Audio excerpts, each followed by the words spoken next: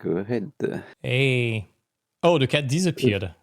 Yeah, the cat heard my wife moving in the other room, so Okay. he went to investigate. Nice. But he will probably be back at some point, Yeah, knowing him. for the people watching, we have a third guest. You're going to see him pretty soon, I guess. How are you doing, man? I'm doing good. Currently wrapping up the year, essentially. Nice. So it's starting to move a bit slower, and I have a bit less work at the studio, but I'm trying to work on personal stuff in the meantime. So that's cool. Amazing. And also trying to work with students currently. So Yeah, we just talked about that. It's yeah, always so challenging. it's a lot of work, but it's interesting work too. All right. Trying to So, yeah, go ahead. no problem. So, just for those who are going to watch the recording, we are with Edouard Noisette, currently being a principal concept artist at Crytek on Hunt Showdown. I think I will let yourself introduce your entire resume because you have been doing a lot of stuff. It's hard to keep up with all of that. Yes. Hi, I'm Edouard. I'm a concept artist. I've been working in the video game industry for the last 10 years, so it's starting to be a lot. Currently working at Crytek, as Tim said, but before that, I spent a while in Ubisoft working on Assassin's Creed games, especially and namely Shadows and Assassin's Creed Mirage. The latter, I spent a good 2 years on it and did a lot of stuff that you can see in the final game. So yeah, It's amazing. huge victory for my career. Yeah, it's amazing. And before that, I was working on AA games, especially worked on Siberia with Microids. Mhm. So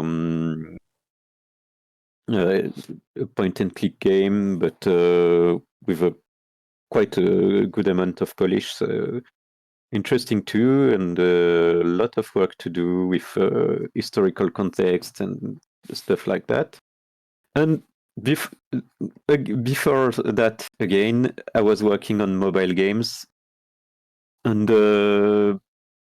during the intermissions between jobs, I also spent a good amount of time working on advertising, tabletop games, and doing a bit of everything: storyboard for advertisements, illustration for role-playing games, book covers, and so on. So that's Quite a great. bit. And it's funny to see that you started with mobile games and now you're working on massively big AAA project, like super prestigious. So I don't know how your students react to that, but it seems that for a lot of people, when you start on mobile, you're kind of stuck in it forever. And you're the living example that it's absolutely possible to transition from one to the other with proper work. And Yeah, to my mind, it was always a first step, and yeah, I had always had this grind mentality yeah. for work. So my end goal was always to move to big productions, and I'm a person that can be very stubborn sometimes. So so even when it slows down, I never stop trying to grind and to get better. Yeah. And it has been honestly my mentality for the last 10 years, last 15 years even, since I already had this this end goal when I was doing my studies in 3D and animation. Yeah. So, It's very funny, but everyone I'm talking with, and I'm pretty sure it's the same for you, everyone that is having a big career and all of that, they are all super stubborn one way or the other. It seems to be a common trait amongst concept artists overall. yeah, definitely. Yeah. I think you have to be if you want to survive this kind of industry, because it can be very tiring if you are not at 200% in that. Yeah. I think, and honestly, you have to be passionate about this, because you're giving your heart inside what you're doing, and I think it shows when you really are passionate about what you do, and it shows in your art too. So Yeah, it's definitely important to me. Yeah, especially right now. I don't know about that, and we are already derailing on the script that we had written. But this is a question that I wanted to ask about your career and how you feel about it. To me, I know the industry is arguably in a rough spot. It might be an understatement to say that at the moment. Yeah. But to me, it just highlights even more the qualities or the personality traits that you need to succeed in the first place. We started roughly at the same time. You probably started a bit before me, your career. And yeah, probably, at the but time, not that long. yeah, and at the time already, you had to be stubborn. You had to face a lot of rejection. You had to fight tooth and nail to get a job already. Yeah, and I didn't study in a big school, and had a big neither had I had a big network, so I had to build that on my own, and it gave me this stubbornness to. Internet helped a lot, honestly, and at the time it was the forums, but then it moved to Facebook groups, and then to Discord and everything. But it's always been a good part, a big part in progressing. It was also meeting like-minded people. Yeah. Surrounding myself with people that really wanted to be there and to get better and to basically channel this positivity, this mindset all around, and move together towards a better goal. Yeah, it's kind of funny because at the time there was barely any tutorials available. Concept art was barely a thing. There was Fengzu, there was the Level Up Facebook group with Jonas and Wojtek at the time. That was it. In France, there was like Café Salé potentially. Yeah, Café Salé and the Lascaux Painters too. True. And I started on those forums, same. actually, and met a lot of current friends there too. Yeah, all the OGs, especially from the French scene. yeah, exactly. And here in Bordeaux, it's still huge. A lot of the art directors and the lead artists in the main companies that are based here were there at some point. You can kind of cross always this kind of profile, and yeah, it's a classic thing for French concept artists to have been on those forums, because a lot of us discovered the concept art domain through that. So yeah. Yeah, totally. And just a question to follow that. So you were on forums. How did you structure your learning at the time until you eventually reached professional level? I know you said you were in an art school, but I guess it's a bit complicated. Actually, I started in fine arts. I just after going out of secondary school, I went into a fine arts school. It's the National Beaux-Arts school in France, which are public schools. It was my first approach for the arts, and I went there because it was basically what was available in my city. I was in Caen in Normandy, and there wasn't that much studies around the arts there. So I went there, and honestly, the first years were really good. I discovered a lot of disciplines and a lot of mediums that I still use today. But also, it was really focused on contemporary art and a sort of how can I say that?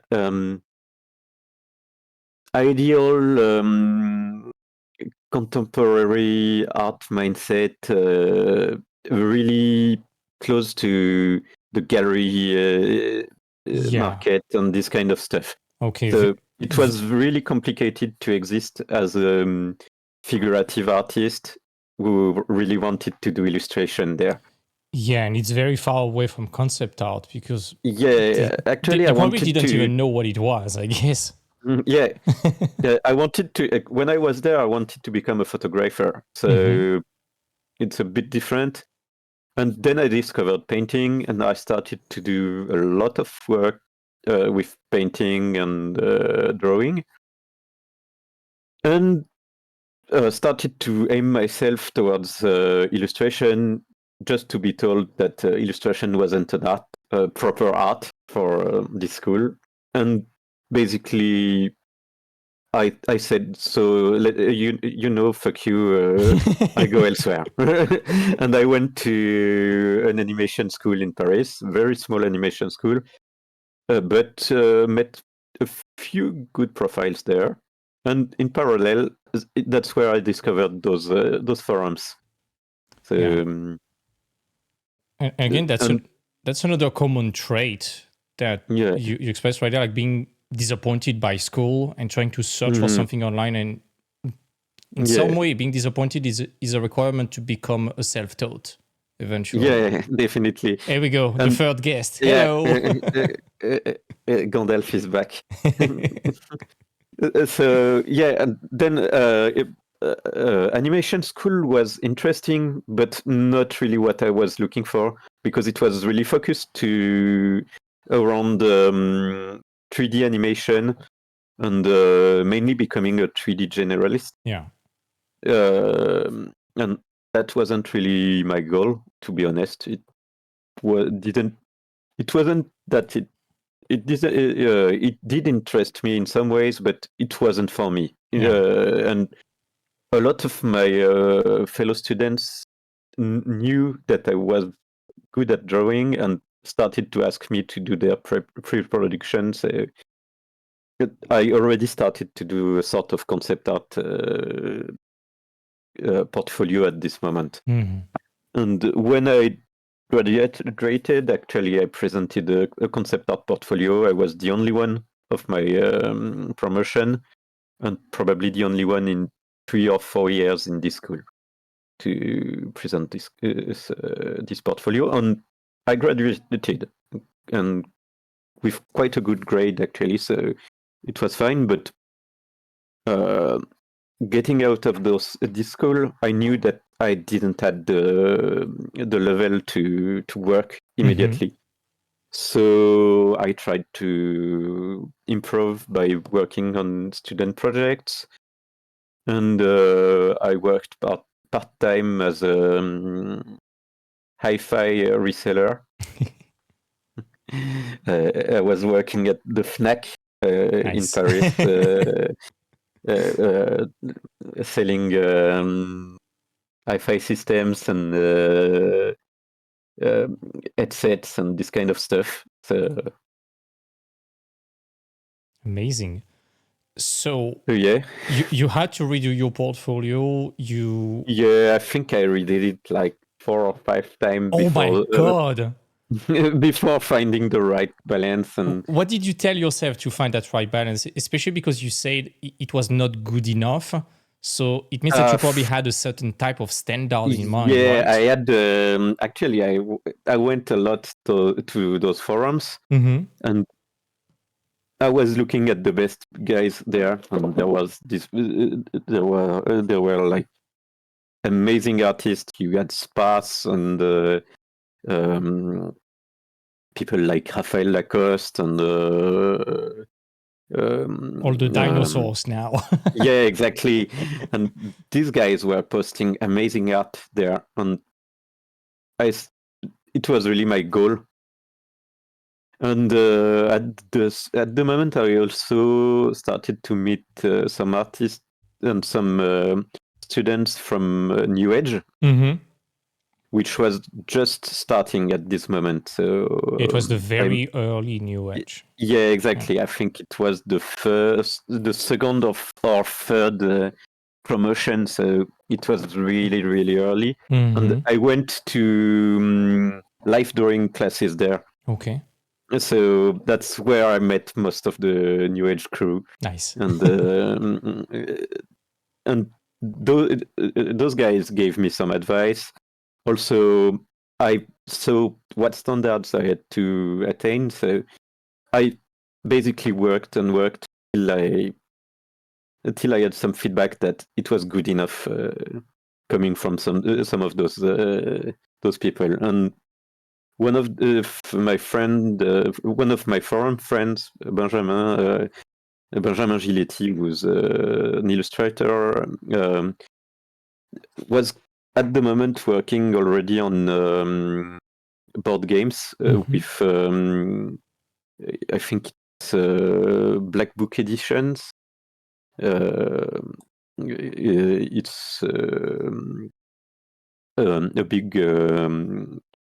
a big publisher of tabletop RPGs in France. Yeah. And they were short on staff and on illustrators, and he asked me if I could, if I was interested, and if I could join one of their projects. And that's basically my foot in the door. That's great. So yeah, shout out to Ben, who currently works on I think Shadowrun games, still in the tabletop RPG area. So okay. Yeah. And then your career started, and we discussed that last time. It was almost uninterrupted since, right? Yeah, exactly. So I worked on this project for Black Book Editions, and then worked on Vampire the Masquerade game for Arcane Asylum Publishing. It was France by Night, so it was an expansion for Vampire the Dark Age, and I did I don't know, I think 20 illustrations there. Wow. So it filled my portfolio with stuff that was good enough, actually. So nice. I started to do that, and also I was doing a bit of teaching on the side for a very, very small school in Paris. But basically teaching the basics of Photoshop to students. And it helped too. And then I answered to a job offer on a job board, and it was the one from Pretty Simple. I went to meet the art director and did an art test actually, and got hired, and then 3 years later I left because I felt that I had basically did everything I could on this type of game, and came back to tabletop RPGs immediately because I got asked by a company to work on another Vampire the Masquerade game. You have a lot of gothic stuff and Victorian stuff in your portfolio. It seems to be your little knack overall. Yeah, and it was really my thing when I was younger. I was a metalhead and on the gut, and I had really long hair and everything. So. You had long hair? Oh yeah, I cannot imagine you with long hair. Oh my god! I had really, really long hair, but it's very far away, honestly. And yeah, they saw my stuff actually on France by Night and were interesting for me to work on London themed expansion. So I worked on this, and then I had I answered another offer on Siberia and got hired almost immediately on Siberia 4. Had a really great time there. It was an on-off thing because I was freelancing for them, but every time I joined, it was nice, and I had a really good relationship with the art direction. Mm-hmm. And I still, I'm still in contact with several of my colleagues from this period because it was a really good team, honestly. It's amazing. And then when it ended, I still did a few gigs for advertisers and stuff like that. Got married and then joined Ubisoft. Congratulations. Double congratulations, actually. Yeah, actually, I married like a week before starting at Ubisoft in Bordeaux. Damn, not even time to enjoy the wedding phase. No, not really. But it was still COVID, and it was complicated to move around. Yeah. So we didn't have a wedding Trip. Wedding trip.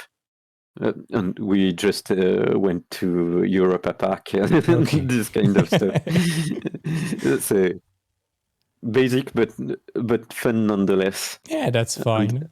And then I moved to Bordeaux to work on Assassin's Creed and stayed there for 3 years working on this franchise, on other things too for Ubisoft. Mm-hmm. And then one recruiter approached me and asked me if I was interested in working with Crytek, and I said yes, and then moved to Crytek at the beginning of the year, in the spring currently. Very good. Of 2040, no, 2024, and worked on Hunt ever since. So, That's great. so yeah. So we talked about that already, but there was that pattern also of you working on historical project all the time. Yeah, and that exactly. might be a big reason of you getting constantly reached out by recruiters and all of that. Mm-hmm. It was a bit the same with me. As soon as you tend to have a niche that is high on demand, with not that many experts about that, recruiters, they fly to you like moth to flames. Yeah, definitely.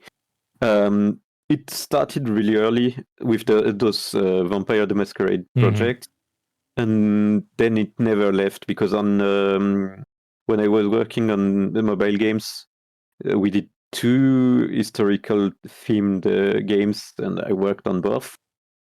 And then Siberia had this steampunk / World War II flavor, and then Assassin's Creed, of course, is pure history, and Hunt is also really in that. And that's something I'm really passionate about. And it also comes from a familial background, since my father is retired now, but an history of art teacher. Mm-hmm. So he really early gave me the love of historical things and also of art. But nice. Both my parents are musicians and working in the classical music fields too. So I really had this connection with history and art and all things, basically. Yeah. And I guess even on Assassin's Creed, for example, I know you might not be able to talk about the dirty little secret and all of that, but the level of historical research might have been quite imposing to handle at the beginning, right? Yeah, definitely. And honestly, I really enjoyed having access to the connection that Ubisoft has in that field, because they've been working on Assassin's Creed for 15 years now, I think, a bit more. And they have some really good connections with scholars and people that really know their stuff on precise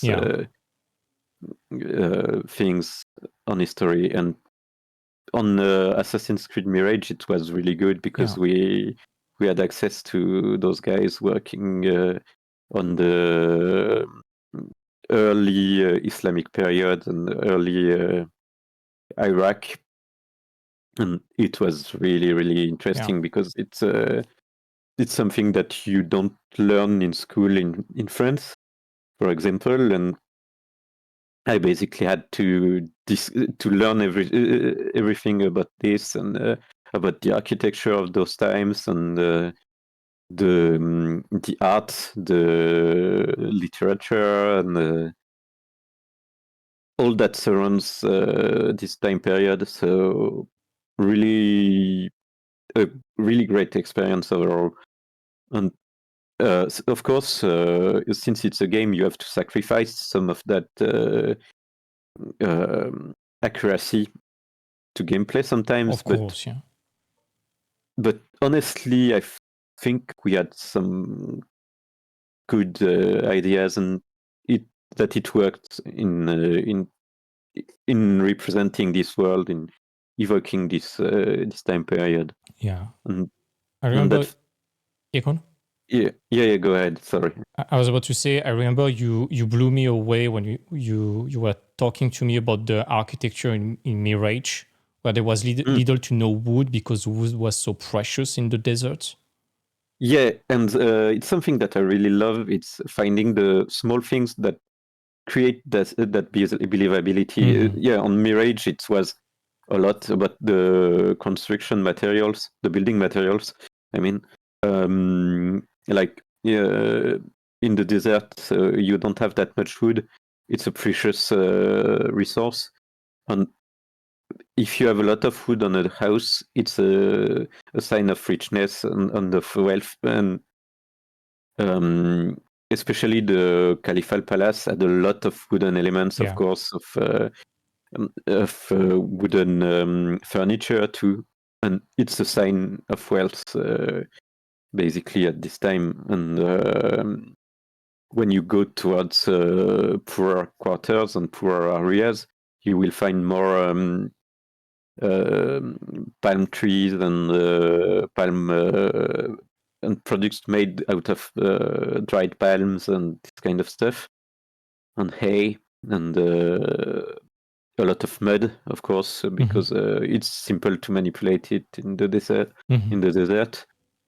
And it's really interesting. It gives a lot of visual flavor to the world, and it also informs a lot the architecture in general, because people tend to use other means to support the houses than having it made of wood. It's super interesting. And even I remember that presentation that Raphael Lacoste did at IAMAG. I think it was 2018 or 2017. That's when we met, I think. Yeah. When he was talking about origins, and they were working with archaeologists, and that guy who spent like 30 years recreating that miniature version of Alexandria. It was crazy. Yeah, it's something that is always really incredible to work on, honestly, recreating those lost worlds. And on Mirage, I had the opportunity to work on the bazaar of Baghdad, which doesn't exist anymore and was the biggest market of the time. And it's an incredible building, and we based ourselves on architecture from the region that still exists, notably in Iran and in southern Iraq too. And also we worked on all those palaces that the Abbasid dynasty built, and all of it has disappeared because Baghdad was razed to the ground in the I think 12th or 13th century by the Mongol of Genghis Khan. Okay.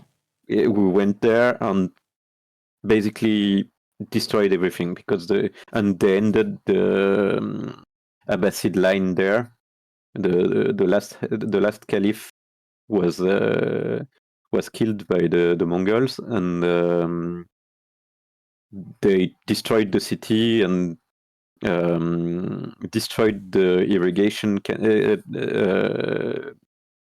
systems around, and made the Iraq the desert that is now that it is now. Damn. So it was green before. Yeah, a lot Wow. greener than it is currently. The south of the country is still very green, but the north has dried up a lot. Okay. And it's believed that before the Mongol invasion, it was a lot greener, and because scientists found a lot of former irrigation systems, and so yeah, it's quite impressive to realize that you're basically unearthing a lost world. That's how nerdy you need to be if you want to work on Assassin's Creed or historical games, folks, including like God of War or Ghost of Tsushima and things like that. They are all super duper nerdy about that. Yeah, and I love speaking about this kind of stuff. So, so yeah, it's basically my dream. It was basically my dream job, and it's super easy to get lost in this kind of stuff. Also, it's easy to sometimes sacrifice the fun to try to be more accurate, but it's something I think that is important to keep in mind. It's that it's meant to be a game, yeah, and not a pure representation. And sometimes you have to take a step back and remind yourself that you are doing something that is meant to be fun. Yeah. In some way. It's escapism, it's entertainment. Yeah, and exactly. Yeah, it's something that so many people tend to forget today in their portfolios. It's like impressive stuff, impressive. Where's the fun? Where's the gameplay? Show me the emotional impact. Entertain me, please. And honestly, it's something that a lot of new students and new concept artists tend to miss. It's also telling a story through their visuals, and it's very important to me. And when you start, you tend to be focused on the technical aspect of things and trying to get all those shiny details and these precise textures and light effects. But honestly, at the core, the most important thing is to tell a story and do some sort of narration to your image, to me. And it's important in concept art, to be honest. Yeah, especially you and I, we both do environment design, and we know perfectly well that, as paradoxical as it sounds, an environment, it's always about the people. Yeah, definitely. And yeah, currently I'm working on Hunt, and a lot of the stuff is about living in southern United States. So you have to think about how the people are living in the bayou, and also are there are they working their day-to-day lives, like what are their resources and this kind of stuff. And it helps also populating I don't know, an area that I work on, and that's how you find your accessories, that's how you find your props and everything. So yeah, and it's basically the same story for all the games I worked on. And you can find some really good stuff on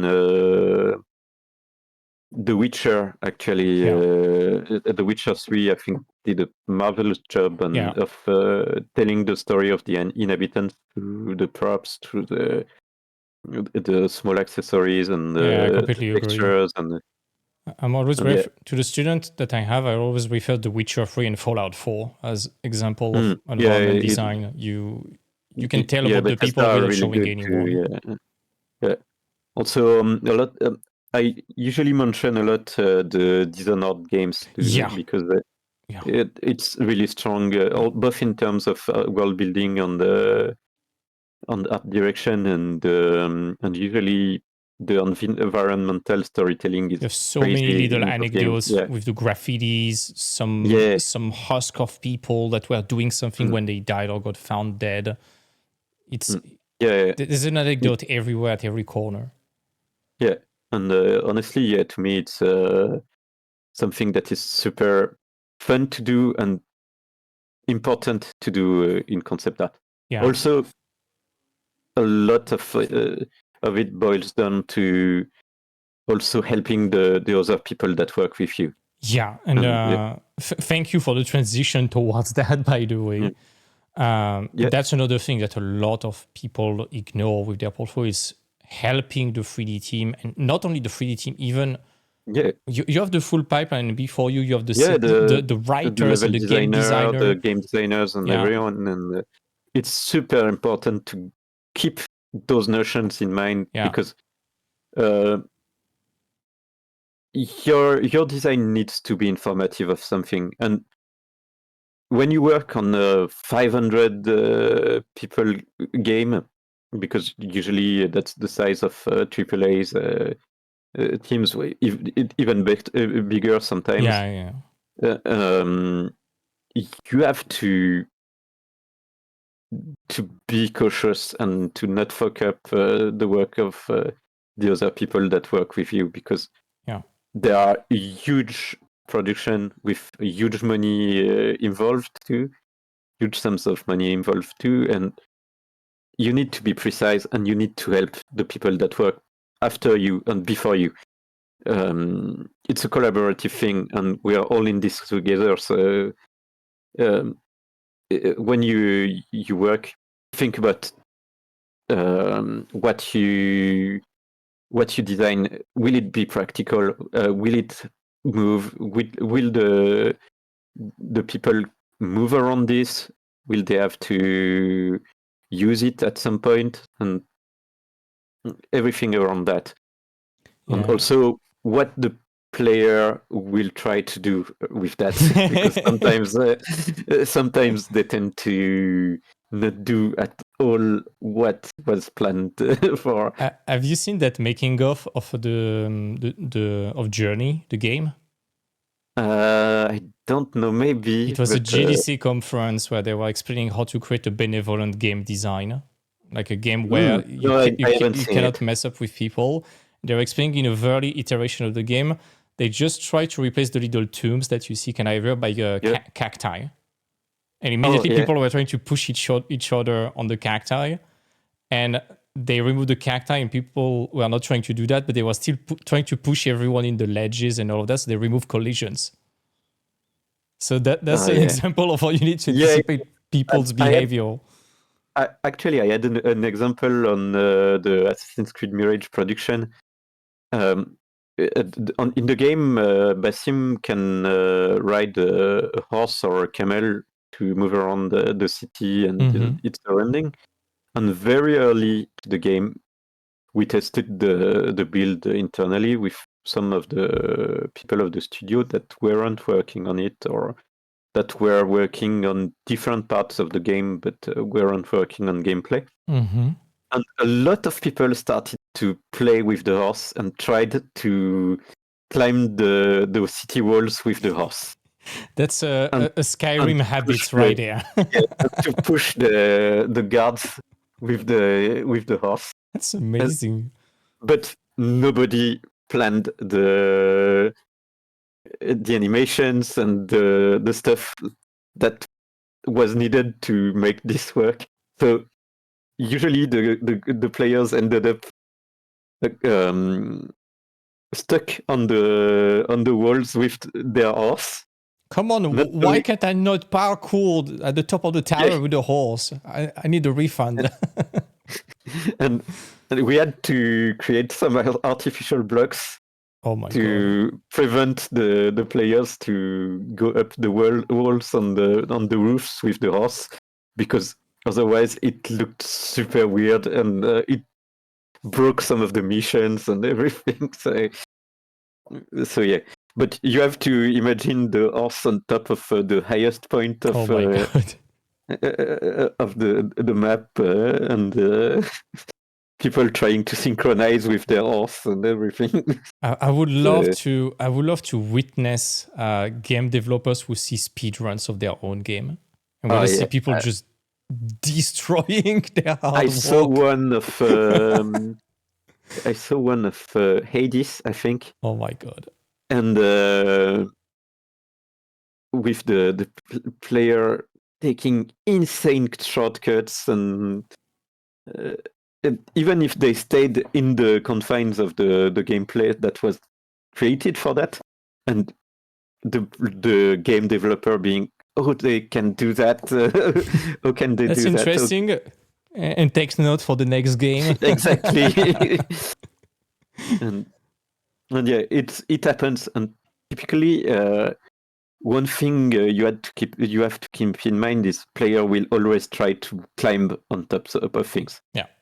And when you work on a game like Hunt, a multiplayer game, you can be sure that player will always try to climb to get in a dominant position to kill other players, basically. And that's why you're going to put trees or blockers in order to block their view, right? And you have to be sure that they cannot see too far, because otherwise it will be sniper fest and it will break the fun of everyone. So it's not really interesting for the other players to play when they get shot at 3 kilometers away. So it's something I try to keep in mind when I design an environment like that, and a lot of my colleagues do that too. So yeah. Yeah, and that's definitely something that people can anticipate in their portfolio. Maybe they don't really know exactly the codes and the problematic of a game that they might be applying to, but they could at least imagine the game that they are familiar with and try to transpose those restrictions to their portfolio project. Yeah, and usually one thing I give, one advice I give usually to students is give yourself some constraints. Yeah. And it's always better to give yourself a context, a limited number of constraints, and basically work within that framework, because your best work tend to rise from constraints. I know that mine do those. Same. And clearly it's always important to give yourself precise constraints and try to focus on moving around those constraints. Yeah, it's just creating a problem that you have to solve, and that's the bread and butter of our job. And 90% of the concept art job is solving problems. Yeah. It a lot more than doing pretty pictures. Yeah. A lot of the work I do on my current job, and I did the same on all the previous jobs, where I was doing ugly sketches to solve other people's problems. Yeah. You talked about that last time, and we joke like this would not be ArtStation trendy at all. Definitely. And yet that's what gets you jobs, actually. Yeah, it's kind of ugly looking, but it's super informative and it helps your teams. Yeah. So we go back to this idea of collaborative. It's always about work. saving money. Eventually, it's just a business, and your job is to be profitable. And especially right now in the industry, I think a lot of people need to understand it's a matter of incentive, the state of the industry. And we got a lot of companies who think they are losing money with certain type of artists. They don't want to lose money. It gives them incentive to fire them and to fire their little friends. While if on the other side, you come with a portfolio that shows that you anticipate or to save them money. Let's say you're one concept artist and then 10 3D artists work on your environment for 2 weeks. You are detecting with maybe 1 week of work, thousands of potential work hours for people. So if you save them just a few days, you save them so much money. Yeah, and basically, I usually use this example is when you do a character design, it takes usually a few days for a concept artist to do a good sketch, a good informative sketch. Nothing too fancy, but something that is good enough to give the right information. One simple sculpt will already take weeks to a good character artist. And if you solved all the problems before, he won't have to redo that. And we spent like 3 weeks on the next sculpt to correct what was missing in the first place. So you saved a lot of work and a lot of time of work to all the production when you correctly found the problems. And it's the same for environments. Usually you will spend, I don't know, sometimes 5-10 iterations of a concept, sometimes more when it's a really important one. You can spend a lot of time on environments, especially if it's important. Yeah, definitely. I showed you and I shared with you some stuff where I spent like a month or a month and a half on one simple design, but that was the main attraction of the environment. And that's a massive package because you had so much props, so many iterations, so much problems to solve again that you cannot do that in one picture, of course. And and since it's the centerpiece of the game at this moment, at this precise moment, and it's the most important item on the map in this zone at least. It has to answer to a lot of questions. It needs to be visible, it needs to be nice to look at, and it needs to be playable. And the playable aspect is a lot of problems to solve, because you need to know where the players will go inside and outside of the building. Take the example of a building. You need to know what they need, what they will be able to see from the inside and from the outside, what props they will encounter, what are the dimensions in general, how easy it is to escape this building if they need to, how easy is it to bypass I don't know, other players or guards or else. It's a huge amount of questions, and it cannot be solved easily. You need to keep in mind a lot of stuff with that. Yeah. I had actually a few questions that I need to ask myself before starting an environment, and I'm trying to find it again. But you made a list. Yeah, I made a list, and because it's something that I try to. It's a sort of checklist that I try to do every time I start a new environment. It's funny, we are doing the same with the student. I made a big list of questions with sub-question, and I'm like, okay, when you start, ask yourself that. And every 8 to 10 hours, just stop for 30 minutes and just ask yourself all those questions again to unstuck your design. Yeah, definitely. One of a few of those questions were where is the design situated? What is the climate around? Are people living there? If yes, what is their way of life? Yeah. And what history has already happened in this place? And then what are the objects that you need to find in this place? Yeah. And that's just a few questions, but all of them you could expand so much on each exactly. of them. And it trickles down towards a lot more questions then, but it's a good starting point. And yeah, it gets back to what we were saying, and it's funny because in some way you never question the environment itself, but just the context around it. Yeah. And you make the environment out of that context and out of the people. Yeah, exactly.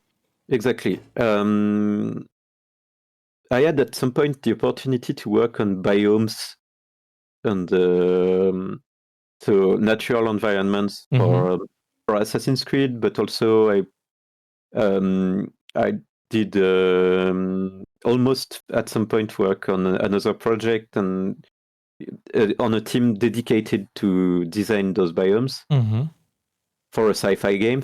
And then the questions are kind of the same, because even if the environment is natural, you have to think about what's the sunlight there. Is there rain? Does it rain a lot? Is there some volcanic or tectonic activity? This kind of stuff, and it basically answers the question for you, and the visual question. I mean, because it will indict what are the stones that you can find there, what is the vegetation that grows there, and how the elevation can look too, because if there is a lot of rain and wind, of course the peaks and the mountains are looking way sharper than in I don't know, a more calm environment and a lusher environment. When if you don't have that much wind, higher trees will grow and so on. And it's exactly the same the same problems that arise from creating buildings. Yeah. So.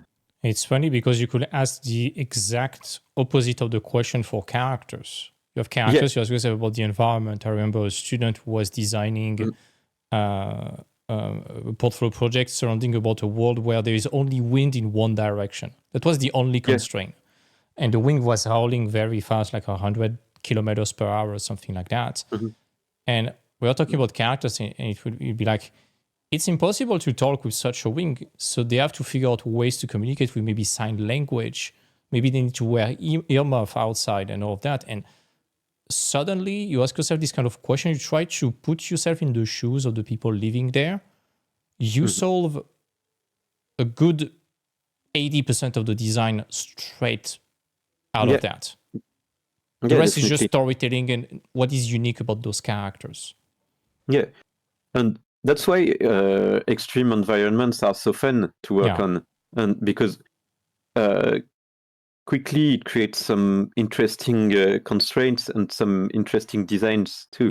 Like I had a student working on a nice ice-based environment 2 years ago, and I do remember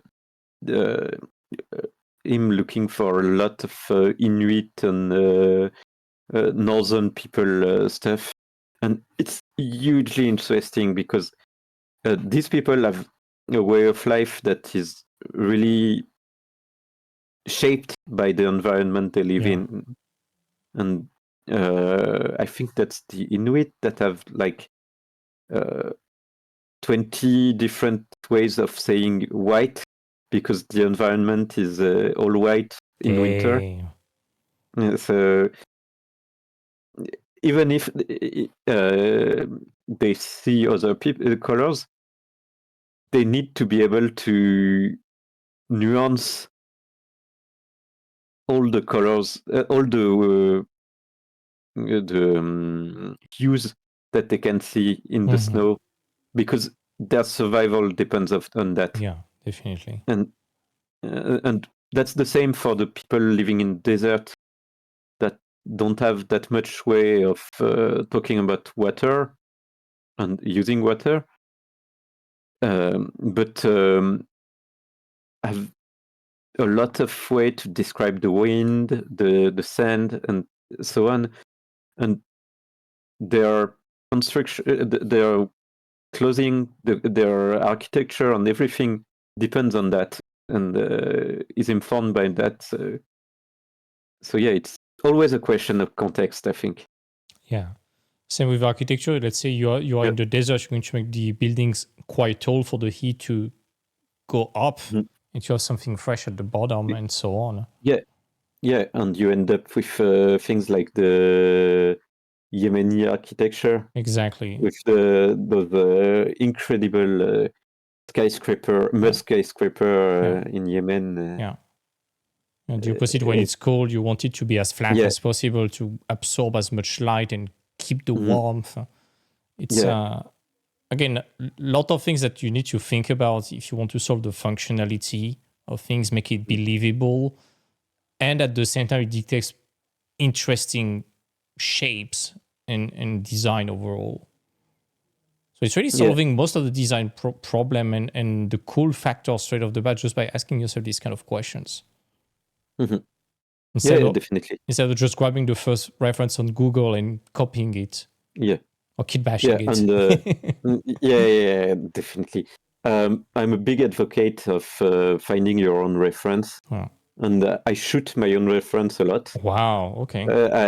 I do. I never lost completely the love for photography, and my stepfather worked for years as a printer, an art printer, specialized in photography, and he loves photography too. So it's something we share a lot at home, because my wife also loves photography, and I try to shoot my reference every time I travel.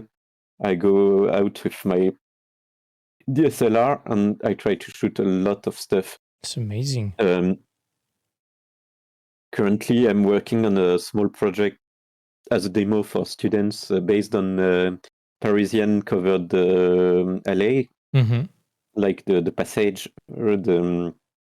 that you have near the Grand Boulevard in Paris. And I went there last year and shot a lot of reference that I'm currently using, and I do that every now and then. Around Bordeaux, we have the chance to have a lot of different natural environments, also some great architecture. Yeah, definitely. I shot a lot of good stuff there. Same for things near Paris when I was living in Paris, and when I visit the family in northwestern France, it's the same. And every time I travel, I try to shoot some stuff, and it really helps finding some unique ways to create some stuff and create your own visuals. And it avoids the generic look that Kitbash tend to create. Yeah, definitely. And even when you're searching for references online, when you're a bit far away from what you're designing, not searching for the most obvious things on Google, Even searching on other search engine, I'm using Yandex a lot. Are you using it? Yeah. No, I'm using a lot of Wikimedia Commons medium. Yeah. I spent a lot of time on Wikimedia Commons because there's a huge library there, and it's super useful, and it's reference that you don't find directly on Google, and it's way better. Google tends to be very standardized, and also you have to filter out a bit of AI now. But all the other browsers, I was talking about Yandex, the colors and the type of subject you get, they are night and day compared to Google. And also scrapping a lot of photos from like documentaries, travel blogs and things like that. Travel vlogs on YouTube and all of that. It's amazing. Really useful.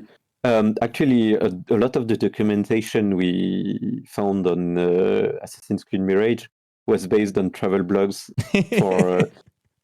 for Iraq, because obviously we couldn't go to Iraq, shoot some ref because of the security situation there.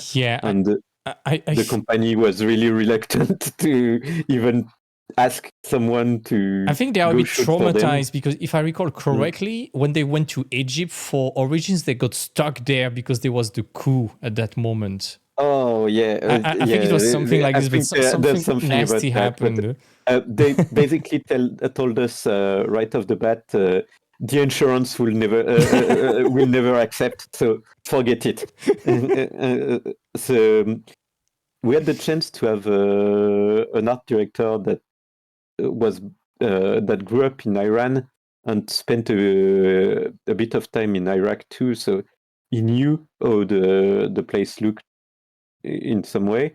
And also we had some specialists like those historians that were, for some of them, from Iraq, so it helped to find the right reference. And then outside of that, our best source was travel blogs and travel videos on YouTube. Those are fantastic. And there's some really amazing stuff out there, and we found some super interesting stuff on Iraqi food and cuisine, and it helped a lot to populate the markets or fictional Baghdad. So huge shout out to those travel bloggers. Those are amazing. And again, it shows that our job is just about being extremely curious and nerdy about stuff. I cannot tell you how long I spent lurking in museums. And reading the notice in museums. It helped so much. It was the same. A few years ago, I was working on some documentary about Middle Age and the Arthurian legend. I was watching hours and hours of videos of guys forging medieval armors by hand, all the forging technique, how a glove could move, how the sword was folded several times on itself with the iron bar, to solidify it, how the castles were built. There's a lot of documentaries, especially in France, of people rebuilding ancient villages and castles with the means of Middle Age, without using technology. Like Guédelon. Exactly. Like and you learn so much by watching that. And also all the ancient techniques regarding different types of wood, like chestnut wood that is imperishable and impossible to rot. It was usable with so much stuff in architecture, actually. You discover crazy anecdotes like that all the time. And honestly, I love this kind of stuff. And I can go get super nerdy towards this kind of stuff. The same with Art and Techniques Museum, like you've got the Arts et Métiers Museum in Paris. Fantastic. I definitely recommend visiting this because you can learn about ancient machinery and industry before the Industrial Revolution and this type of stuff, and it's amazing what you can discover there. If you ever go to Rouen in Normandy. There's a museum there that is called Musée Le Sec de Tournelle, which is situated in a former church. So the place is already looking amazing because it's a Gothic church from the Middle Age, and it's a museum dedicated to ironworks. Wow. Okay. So it's only old keys, fence, iron fences, and all this type of stuff, and it's incredible. I shot a lot of refs there too a few years ago. Nice. And I definitely recommend going to those curiosities museum basically because it's where you build your mental library too. And having being curious to me is one of the core principles of being a good concept artist. Yeah, definitely. You want to obsess for a very long time about things, understand how it works deeply, and not just how, but also why it works this way. Yeah. You have to do like 50 different jobs. You have to be a writer, a game designer, a historian, an archaeologist, an engineer, a blacksmith, an architect. You have to do everything at the same time. Yeah, and you have to be a good bullshitter too. Also.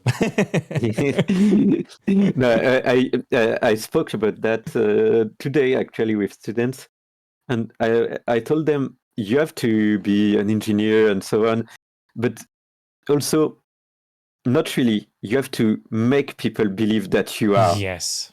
this, and to basically make it look that you look close enough to be believable, but still you have to bring your own thing to the table, bring your own twist.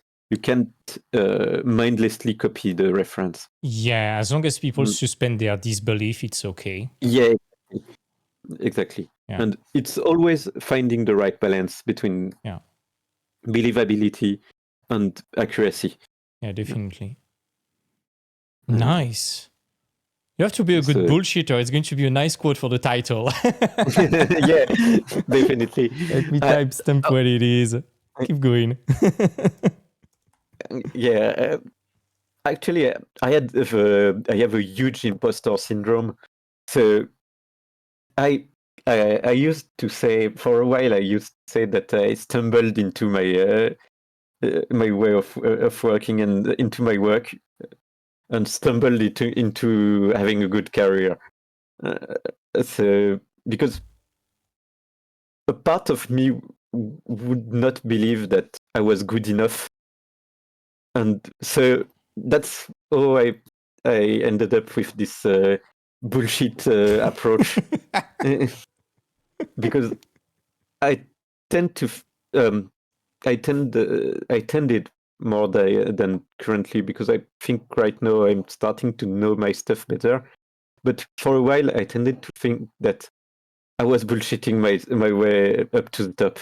I think a lot of concept artists think the same. It's exactly the same for me. And I think imposter syndrome is part of the job. Yeah, definitely. And you have to always second guess yourself and be aware that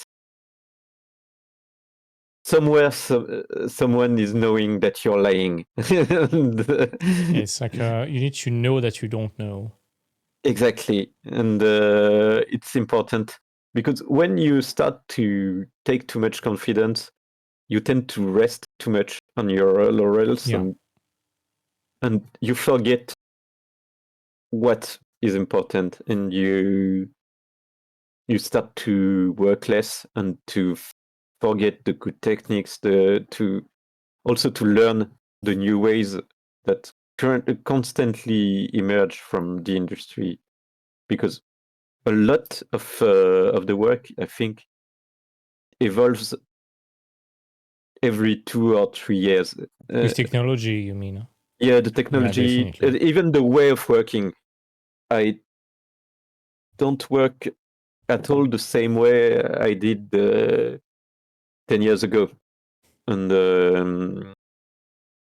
even if some of the techniques stay the same, the pipeline changed completely in between. And right now, for example, I tend to incorporate a lot more 3D and to work a lot more on questions of level design than I used to. Yeah. And I know that for a while, a lot of concept artists weren't asked to think about the 3D and this kind of stuff. And right now, it's becoming basically the standard. Yeah, they need to keep us busy, you know. Technology is making our job easier, at least on the technical aspect. It frees us sometimes, so why not asking us to do a bit of level design, think about the gameplay, think about, how can I trap the player with a light on the trap? Things like that. Yeah, but it's also fun to me to do that, because when I do too much of the same thing, I tend to get bored. Oh yeah. And I'm someone that is really easily bored. So that's why I do concept art and not illustration. It's because I not imagine spending an entire month on just one image. Yeah. I did that once and I hated it. Yeah. So most of the time, if I spend more than a week on an image, I'm getting bored, and I'm getting restless, and I need to do something else. So yeah, it also fuels the motivation to discover always some new tricks and some new ways of working. Yeah. And still, it's kind of funny, especially in your work, at least the one you shared on our station, we can still sense that you heavily rely on the good old fundamentals, like the drawing, painting. I see you are photo bashing, but at the same time, you could perfectly paint it or suggest it with a few brush strokes.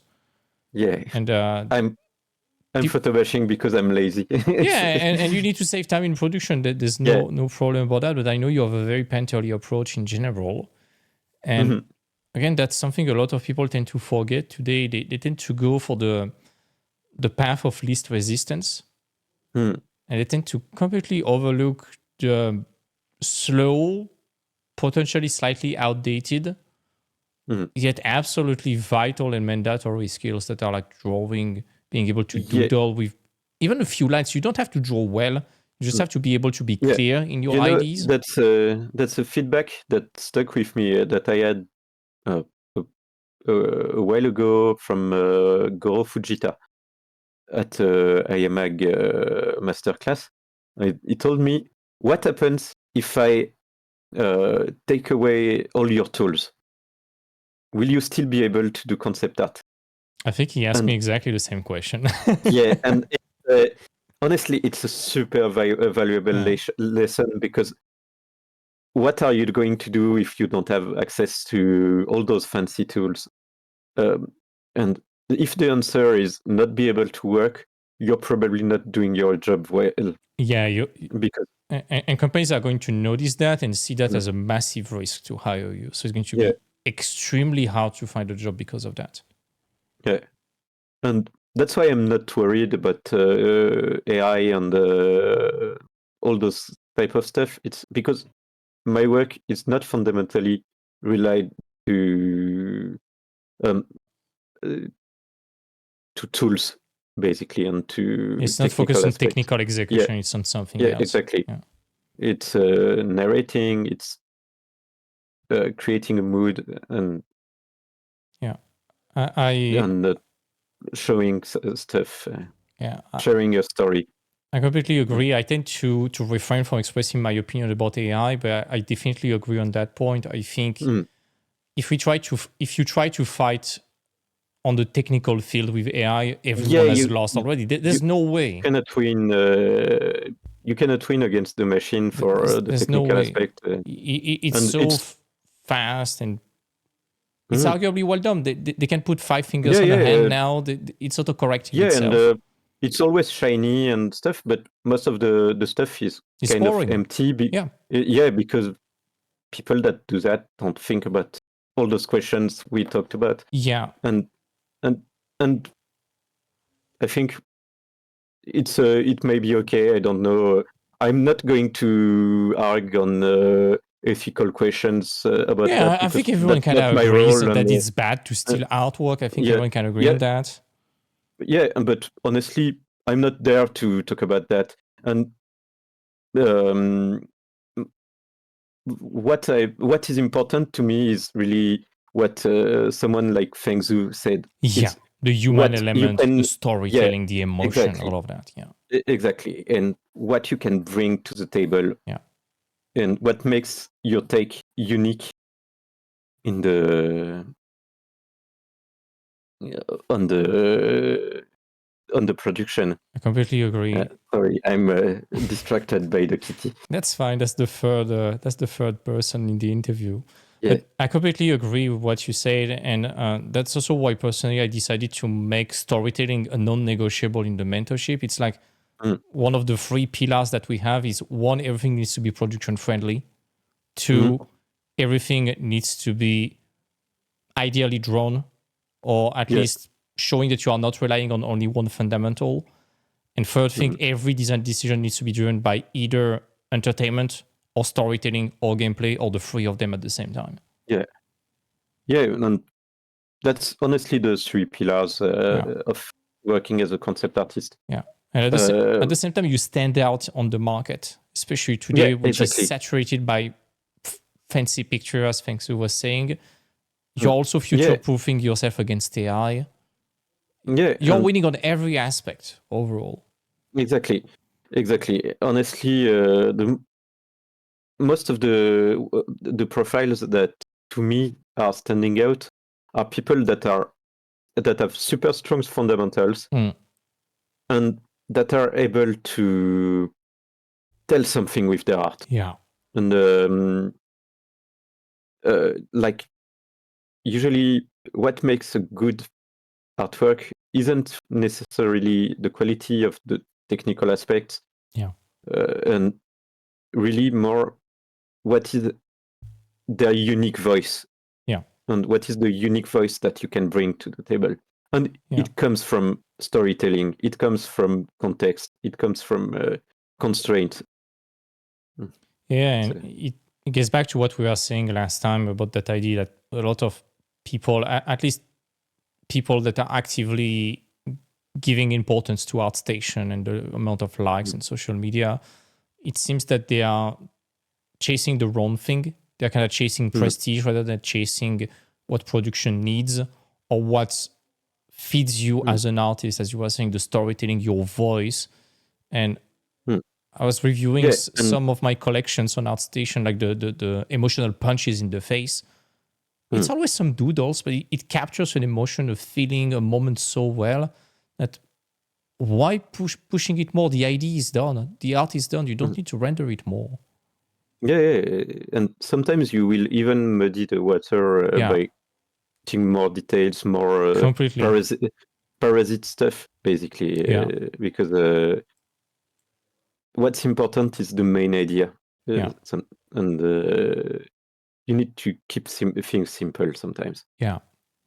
And also, that's interesting that you mentioned ArtStation again, because I was thinking that a lot of really great artists that I met aren't present at all on ArtStation. Yeah. And I met some hugely talented concept artists that are basically nobodies on ArtStation. And those guys have been in studios for 15, 20 years sometimes. And they are incredibly talented. And nobody in the general public ever heard about them. And honestly, those sites like ArtStation or other portfolio sites or even social medias like Instagram, they are giving a false sense of what it is, it means to be successful in the industry. Completely. Of course, you need to have this kind of portfolio at some point, but it's not the core of the game, and it's not the core of being a good concept artist. And Yeah. yeah.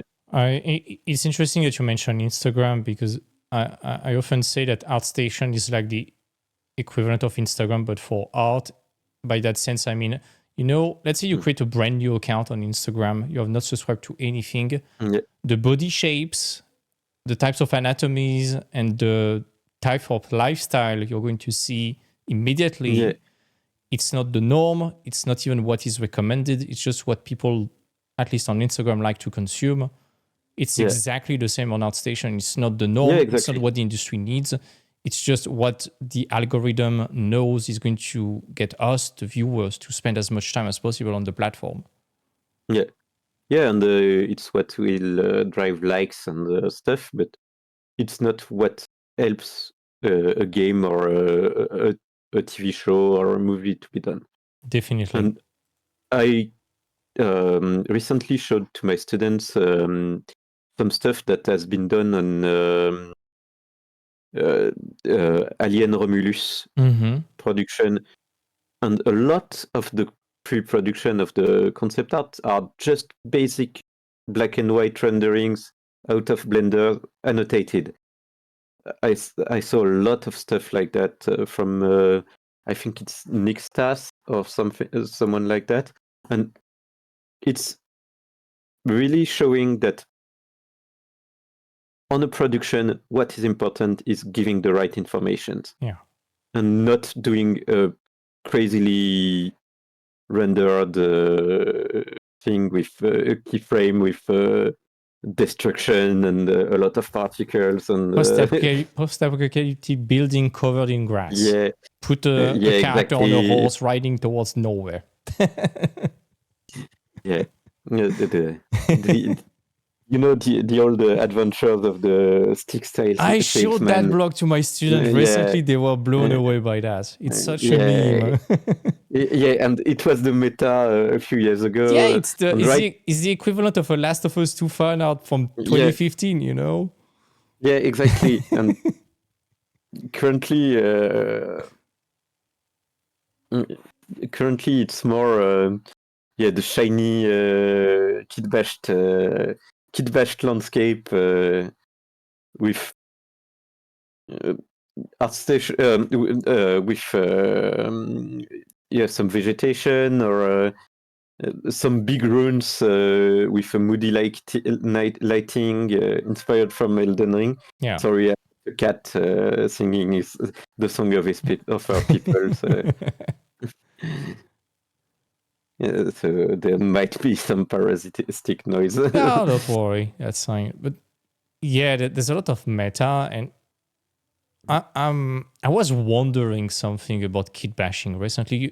There's been that announcement from Epic about the fact that quick sell will not be free. They kind of backpedal. Yeah. It's kind of blurry right now. Yeah. I was sincerely asking myself, hey, let's imagine the bridge disappears or becomes a paid version of itself. Is it going to give a massive competitive advantage to those who scrapped everything? Or is it actually going to bring back the fundamentals to the industry? I don't know. Actually, I think those who will be the winners in some of in a case like that will probably be the people that are building their own stuff. Yeah. And I tend to work a lot like that by creating my own kits. Yeah. Basically, out of my pictures and out of reference I find everywhere on the internet. And I'm pretty sure that having this done by yourself gives you already a unique edge, because definitely. That way you are bringing something that isn't anywhere else, and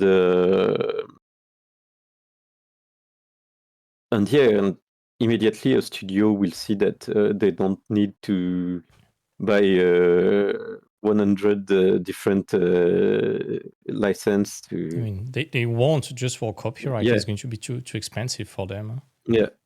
It's and also we're going to sideway also into problems with portfolios, as you have been doing a lot of portfolio reviews. But to me now, having reviewed like probably over 1,000 portfolio that year, every time I see a Kit Bash asset, and you can recognize, I'm always like, oh, another one. Yeah, definitely. I'm always like that. I spoke this morning about one of the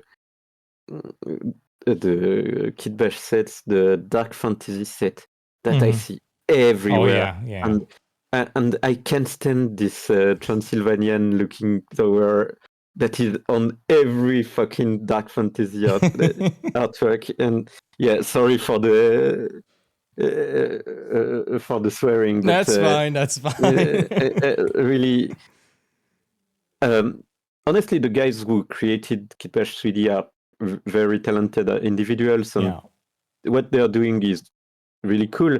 And very good business guys. And very good business, but clearly a lot of concept artists aren't understanding that it's not helping them. It's Legos for artists, it's not asset. When was the last time you saw the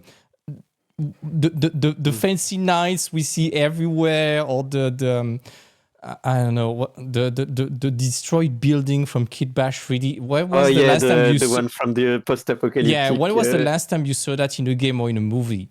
Never, except if it's potentially a crappy game. I saw that on badly produced Netflix series. Badly produced stuff. Usually lazy stuff. Yeah, it looks cheap.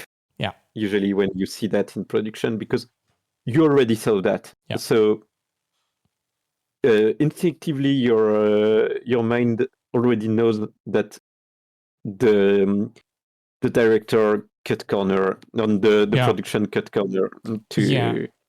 It's kind of funny, especially in games, because you know, when we started like 10 years ago or even 15 years ago, you had that cheap game look that was very indie, like very low polygon, and very simple. And photorealistic was the expensive stuff. Yeah. And now it's kind of reverted. Like everything photorealistic in Unreal 5, I'm like, oh no, this is cheap.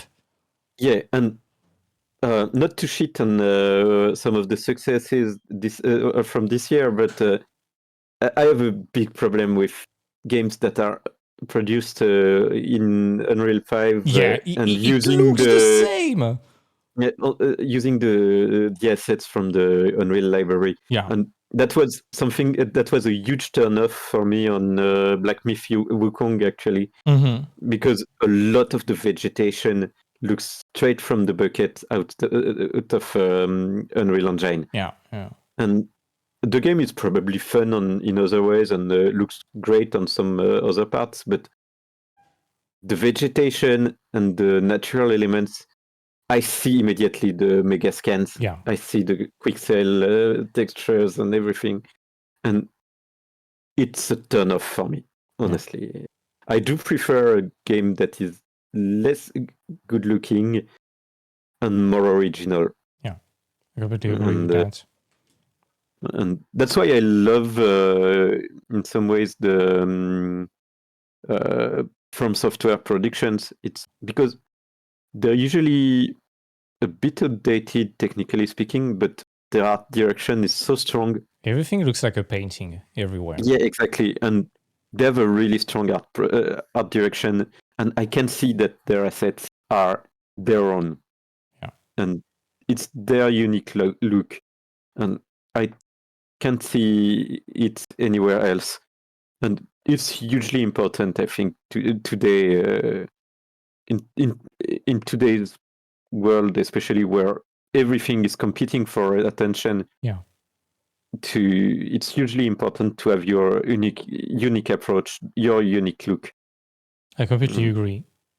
And speaking of everything seeking for attention and being unique, I wanted to segue towards you reviewing portfolios. Yeah. You did that a lot. Yeah. Can you tell us about the let's say the common points, the good, the bad, the horror stories? I'll start with the I'm pretty sure we're going to talk about exactly the same things, but I want to the let very you bad open up is about that. usually bad clones of The Last of Us with all the same assets. All the Gumroad And tutorials packed in a all the portfolio. Gumroad tutorials and badly digested tutorials too. Yeah. Because usually a lot of students aren't keeping their attention till the end of the portfolio and then don't do the polishing stuff correctly.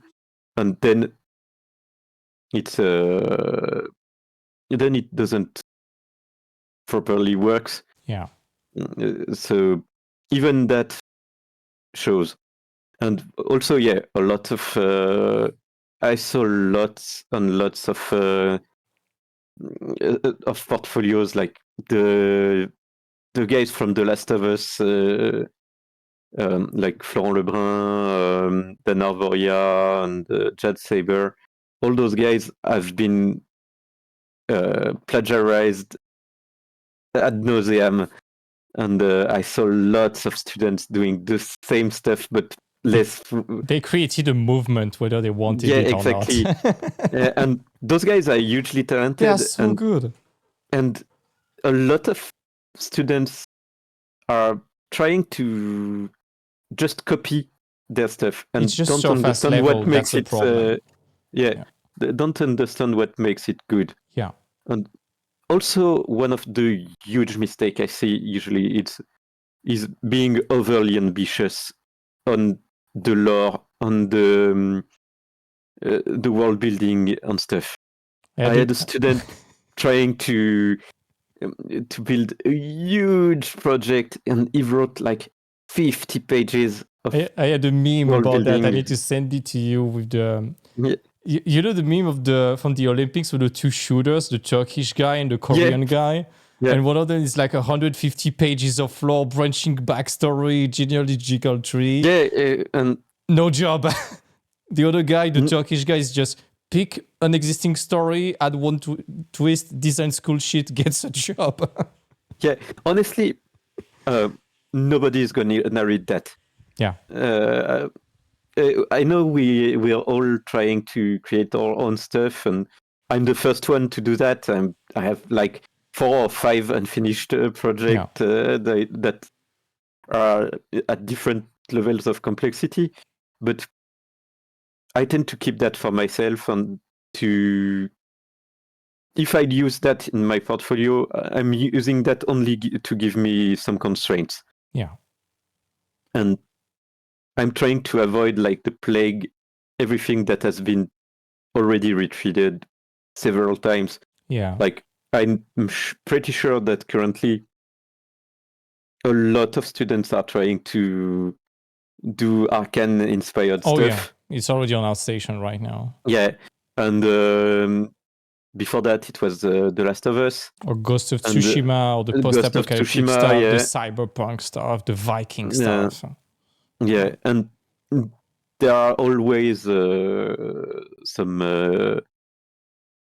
fashion movements almost following the ArtStation meta. Yeah, exactly. And a lot of student work can be really generic because of that. Yeah. Also, a lot of inconsistencies can appear. Yeah. And that's also something that shows in bad portfolios to me, is that the level isn't consistent at all. Yeah. Like you will have maybe 1 or 2 really good pieces buried under a ton of interesting stuff.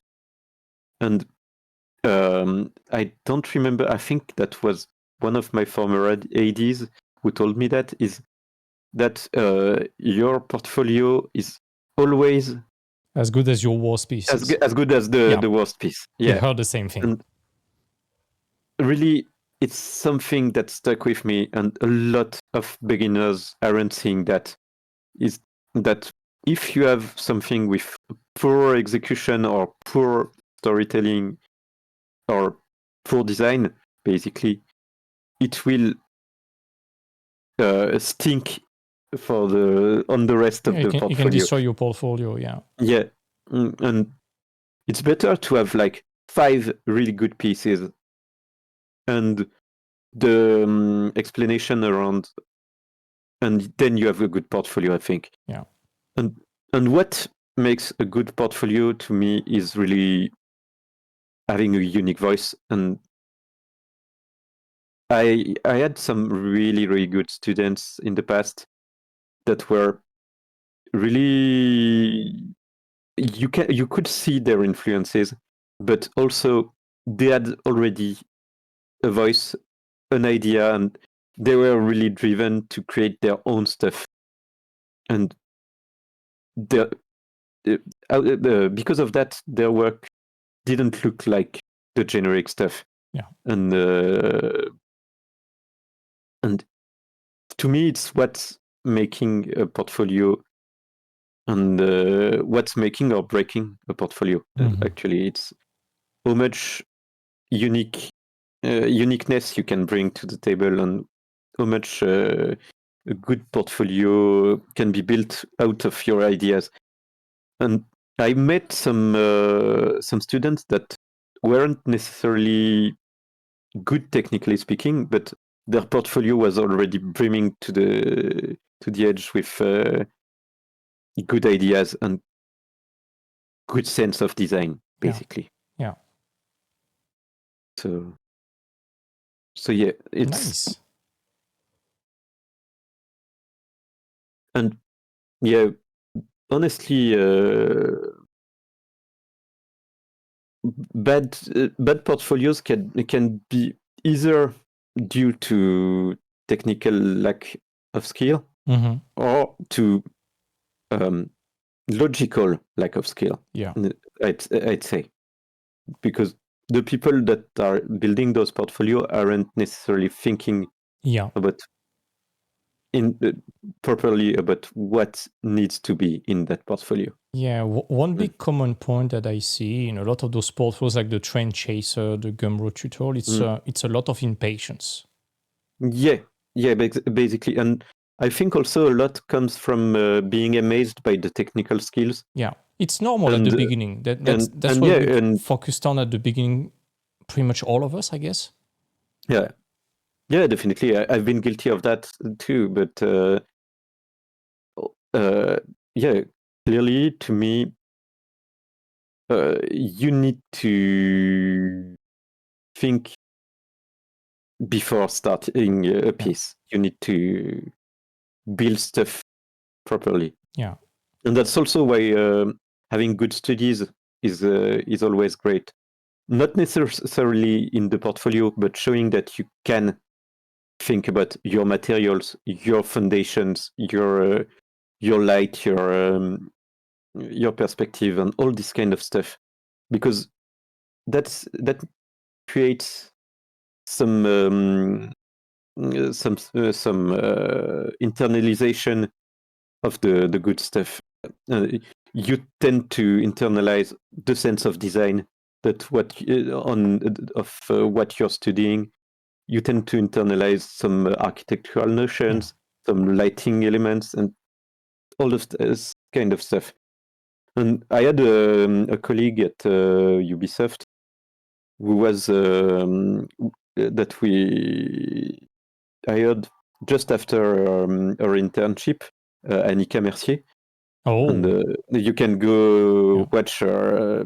A lot of my students have a work in the studies because she's one of the very few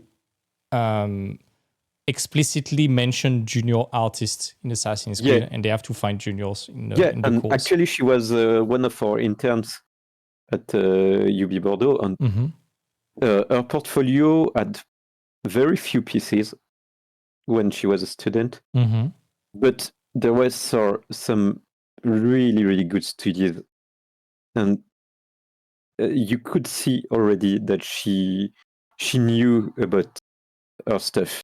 She Yeah. knew how armors were working, how clothes were working, and basically all the foundational stuff that you would need to create character designs for Assassin's Creed. And right now, I think she's still working on Assassin's Creed, and she has a really good portfolio right now. Yeah, definitely. So yeah, definitely recommend having good foundation. Yeah, it's to me it's kind of non-negotiable. I know that some people might be attracted to the idea that hey, just with 3D you can become a concept artist, and sure we have some occurrences of that in the industry, but by no mean it's the norm, nor is it recommended to the common mortal. You have to be truly exceptional in general for concept art. And if you want to do it only in 3D, you have to be also truly exceptional at 3D in the first place. Yeah. Which is, I think, even more difficulty. It's not impossible, but it's not the recommended path, and it's not going to be what a lot of studio needs. Yeah, and it's funny that you mentioned this because it's feedback that I had early when I started my current work from my art director. Is don't jump immediately to 3D. Yeah. Take the time to think about your design before. Yeah. And take the time to experiment with photobashing, with painting, and with pure drawing. Completely. Just to get to know your shapes, get to know your design, get the sense of what you're trying to create, and it's super important. Yeah. So yeah, that's amazing. We are basically having the same how can I say gripes with people's portfolio, I guess. I think a lot of people teaching have this kind of gripes because and a lot of recruiters too. Yeah, we tend to see the same mistakes being repeated again and again. Yeah, it's crazy how that trend got created. It's I know that Fang explained that a bit starting from 2018. And again, it's not to blame the artists. They were not aware they would create this monster. I think following The Last of Us 2, it really created a tsunami of clones. Because it was the first mega big art drop that went extremely viral, I guess. And yeah.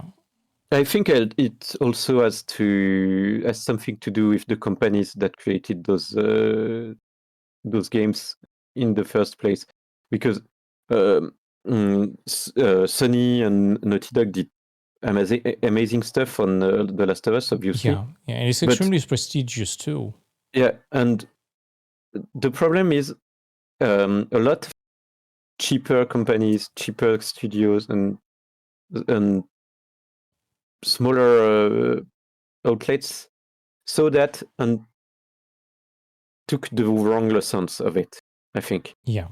What works in The Last of Us isn't the post-apocalypse stuff. It's not the representation of Seattle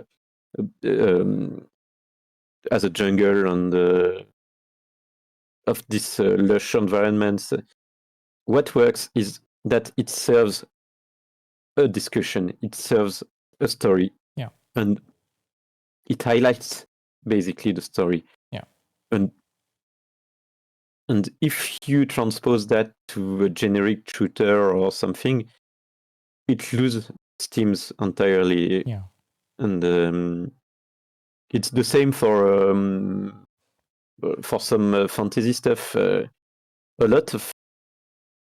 think a lot of fantasy production aren't understanding what makes a good fantasy production. Yeah, I completely agree. And they tend to see huge castles and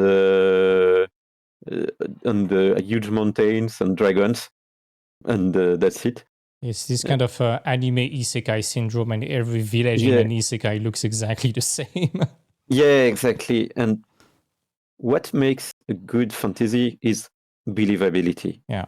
grounding your story Yeah. in some ways. And when I speak about what makes a successful fantasy story, I usually quote the Lord of the Rings movie Yeah. and the Game of Thrones series, and both those IPs are really focused on the land where it happens, Yeah. the earth around, the natural elements, and and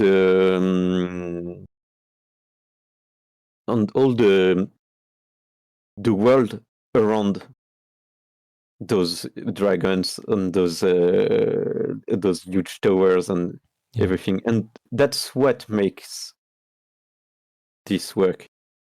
And yeah, and you have to have that in mind when you're creating a story, to me. And Yeah.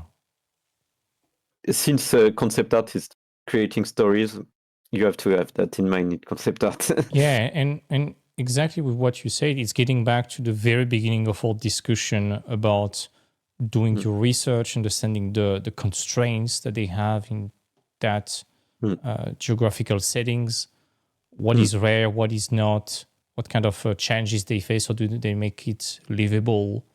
mm. That's exactly what you said right now again. And again, it's Yeah. just about curiosity. And if you ask yourself about the challenges and the people living there and what would their life look like, you Mm. solve so many problems already. Yeah. And to go back to The Last of Us, uh, I think a lot of people were impressed by the technical aspect of it, but didn't understand that what make it work is that the context is super important. And they did a lot of research. And when you see the recreation of Seattle in Last of Us 2, it's almost shot for shot the real Seattle. Yeah. And it's hugely documented. And they put a lot of work in making it grounded, making it believable. It's not just vegetation on top of destroyed buildings. Oh, no. No, no. And a lot of people that are doing this just are just mindlessly copying the surface stuff without understanding what works in the first place in that. Mm. And even the way they arrange the vegetation Yeah, to do a composition for the scene. yeah, Last exactly. of Us, it's a corridor game. It looks big, Yeah, but it's just a corridor game. Yeah, making sure the vegetation, the composition of the level itself guides you mm, from point A to point B to point C yeah, and without you even you need realizing that. to highlight for the player the path that he can Yeah. take, and the basically highlight the game design. Yeah. And it does that superbly to me, to my mind. And if you get rid of this part of the game, you lose 50 or 70% of the interest of it. Yeah. So that's why when you see some clones, it doesn't work. Yeah. And it's the same for me when I see some Lord of the Rings clone, for example, Mm-hmm. or Dark Souls clones. I see a lot of very generic stuff that doesn't understand what makes the original one great. Yeah. And I remember I saw some cinematics of people who were like gushing over like the bosses in like Lives of P, for example. You can really see one of them. I don't remember which kind of boss she is, but it's almost like a clone of Lady Maria from Bloodborne. yeah, Like even the opening Lady Maria and Malenia, they are very similar in the way they introduce themselves. Same with Sister Frida. There's always one very emblematic female final boss or extremely tough boss towards the end. It's always this kind of super iconic and silent presentation. And it was not sparking the same effect because they don't get the elegance and the simplicity that there is. Yeah. Like Malenia is just, you see a red-headed woman caressing a tree, looking like a human. There are some leaves. There's nothing, but it's quote unquote poetic. It's very Japanese, you know. Yeah. Same with Lady Maya. There's nothing. There's a clock tower. There's that lady on the throne. That's you're anticipating something. And for endless hours about Bloodborne because it's my favorite game ever, I think. So and to me, the presentation of the bosses is something that From Software does perfectly every time.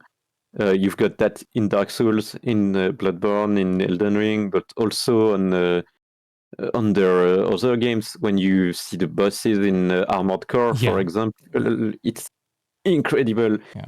And they've got a sense of scale and everything, and it works. And also, they've always had this apocalyptic stuff in their games. Even before, for the King's Fields and these kind of games, you always had this idea of a world dying. And that's something that they became really good at. Yeah, expert about that, Yeah.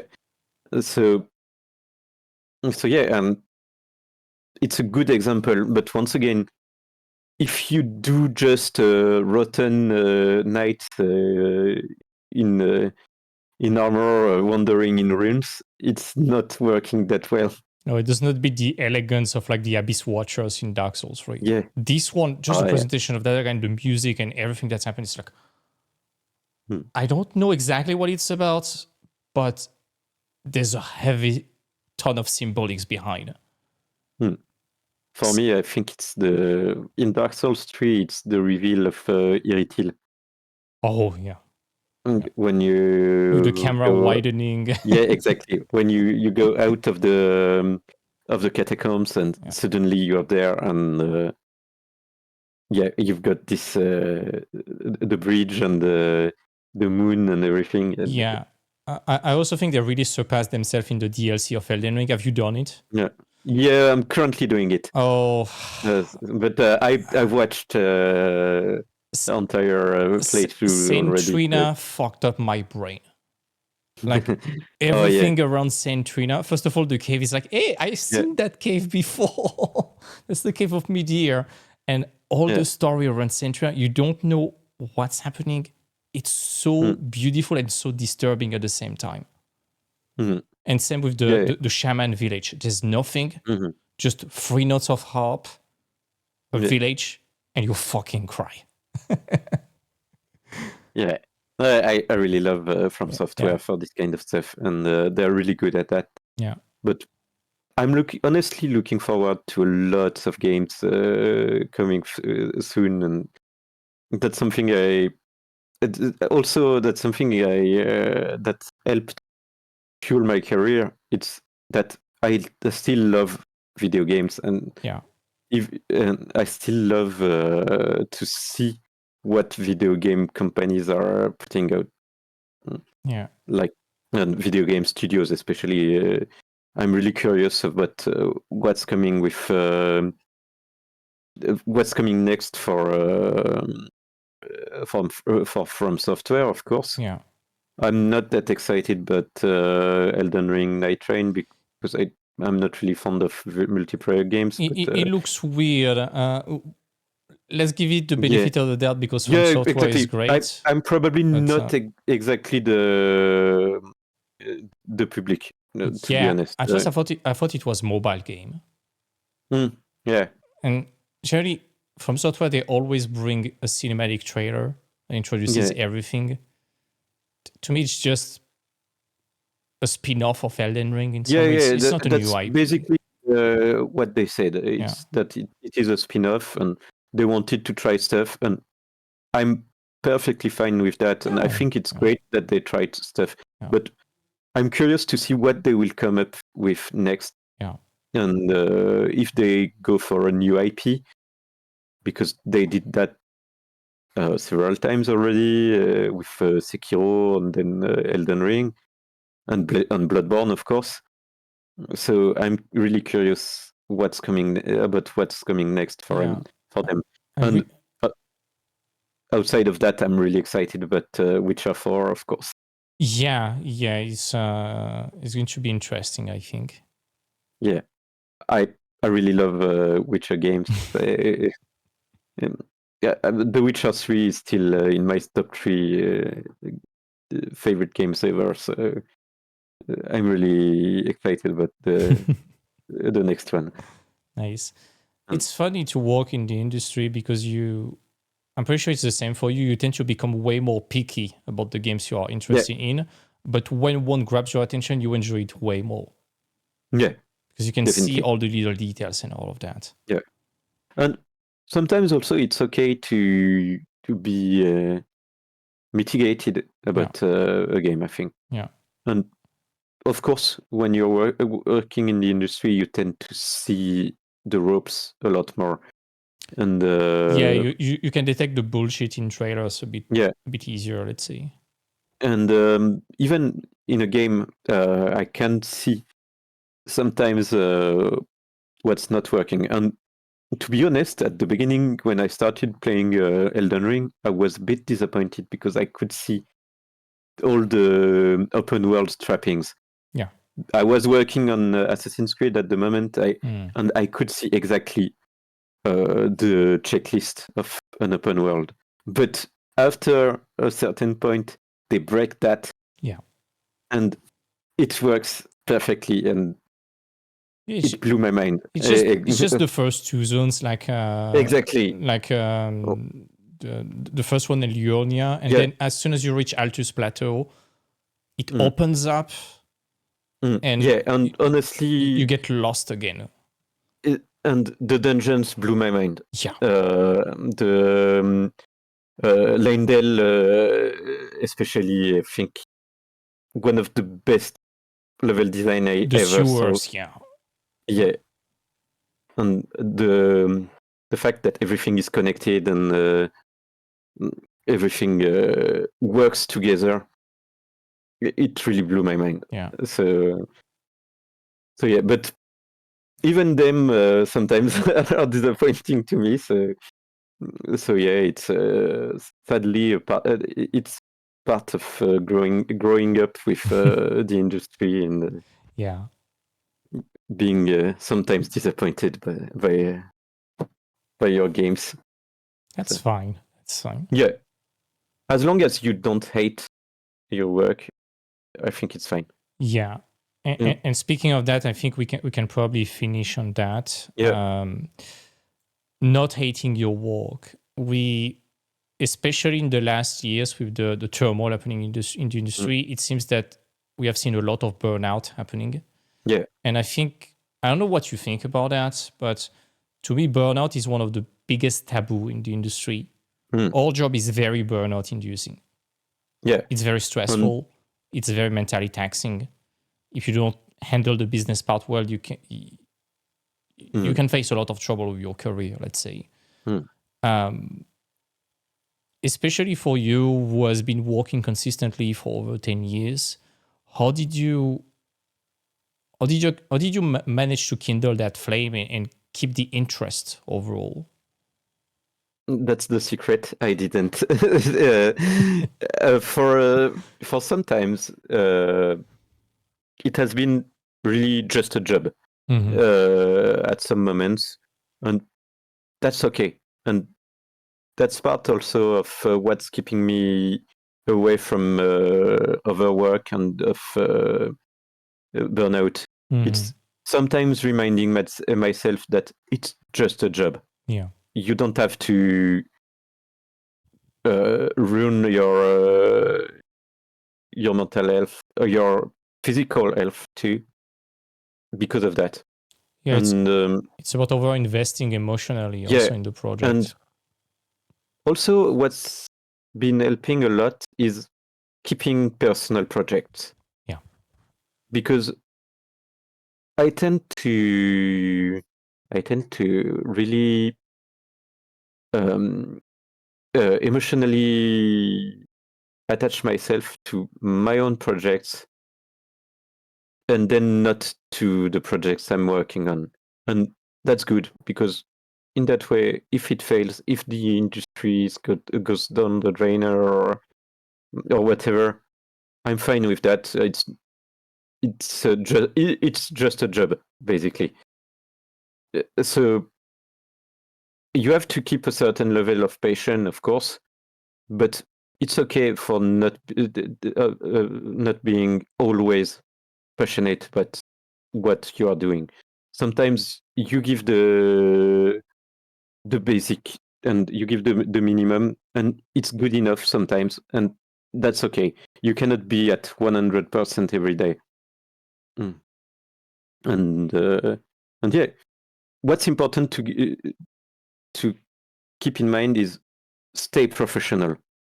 You don't like what you're doing, then do what you're told at least, and do that properly. Yeah. Keep a good work ethic. It's important. Yeah. And even if you don't like your job, do that for the people that are working around you.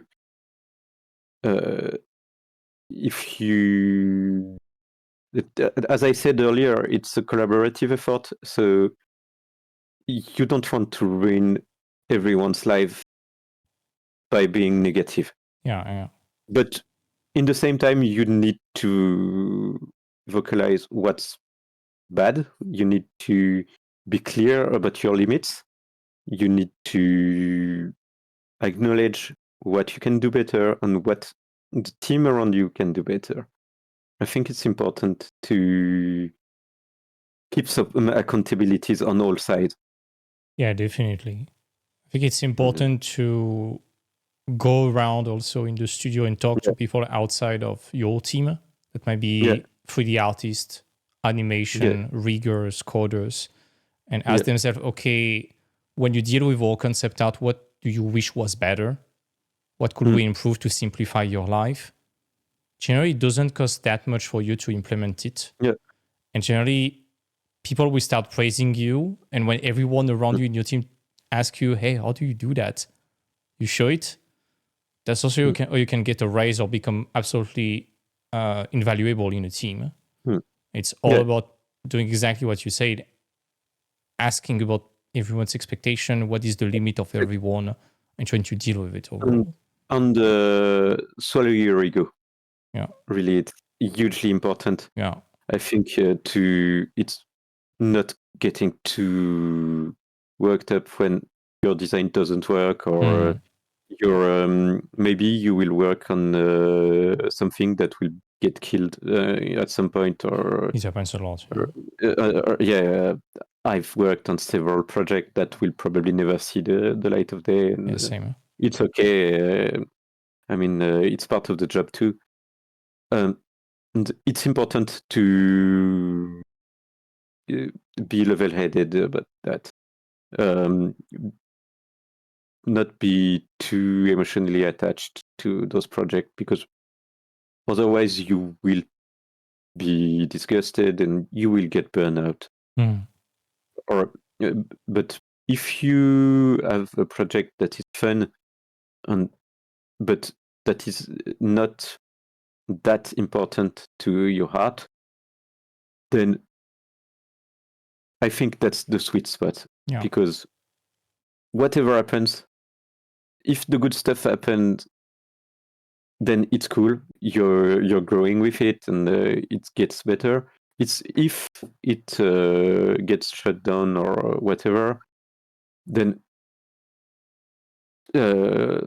shit happens. It's not that bad. You will have learned some stuff on the way, and you will be better on the next one, and so on. Yeah, definitely. I guess based of the massive library that you have behind you, you also have a lot of hobbies, right? That might keep you in check, a lot right? of.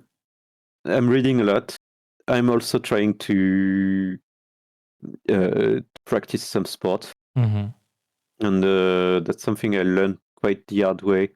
Actually, that I needed to be healthy, basically, and have a better health. And currently I'm trying to hit the gym at least once a week. Great. And it's important because your body will suffer from this kind of work. Yeah, especially Honestly, the posture we have, looking like a exactly. shrimp all the time. I'm a goblin living in his on his desk. So really, I need to move sometimes, and it's important to keep that. And yeah, having different hobbies is cool, and not focusing on only on games and on Yeah, you need to on disconnect from the job and sometimes the quote unquote yeah passion sometimes. yeah. And also another recommendation that I would have is not getting too much on social media. Oh yeah, Uh, especially right now. Like I don't know yeah, what happens since a week or two. Everyone wants to vomit despair for the end of the year. yeah, I It's don't know. crazy. Honestly, I keep several social medias accounts, and I have been really present on some social medias at some points, and I tend today to only post about art, Yeah, only post about my stuff, and basically use that as a platform as to an advertise my algorithm. brand and Yeah, network. yeah, And I think I got a lot better by doing that and stop getting into arguments and stop uh, focusing myself on the negative stuff and surrounding myself with negativity. yeah. It's very important. I think as artists, we tend to be quite fragile emotionally, generally, Yeah, and it's already a challenging job enough, especially right now. yeah, And I know everyone is, us included, we tend to be slightly addicted to outrage sometimes, yeah. but it's not bringing anything positive to the table, and it reinforces negative beliefs that actually Mm-hmm. the industry is dead and that it's over and that you should quit and all of that. And it's not helping. And there's Mm-hmm. way more than we can do actually at our own scale. I'm not talking about unionizing or changing the system, Mm-hmm. but just doing a good portfolio that matches companies' Mm-hmm. expectation, show your voice and all that. This is in our control. I mean, you can do both Yeah, actually. yeah, If you're interested about your political surroundings of course. and everything, then go to one union, join a Yeah, union, definitely. be active in those spheres, Yeah, but keep some time to yourself. Keep yeah, and try to bring other people up, other, rather than bringing them down. And yeah, it's something that you need to keep in art, especially. It's already hard to learn art and to maintain a good level in art. So it's really better to push other people up with you and to bring other people up with you. yeah, definitely. So, I, so th- yeah. I think that's a good message for the end. Mhm. Yeah, Before we move to I another think so. argument.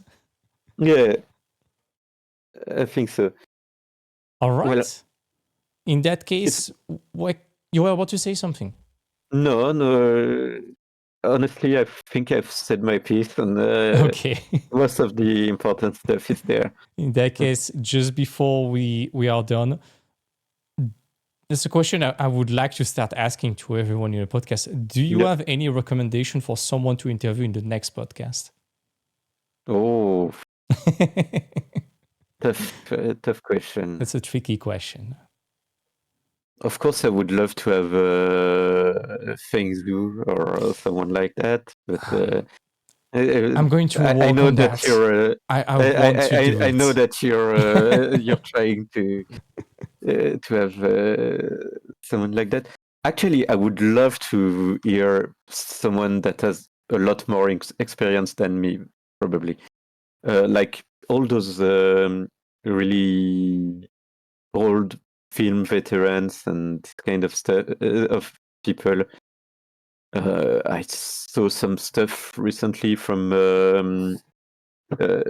people who were working on sci-fi movies in the 90s and before. Okay. And those guys would have probably a hugely different viewpoint about the industry, Yeah, totally. and that could be really interesting. I don't have precise names in mind, but there are some people around, and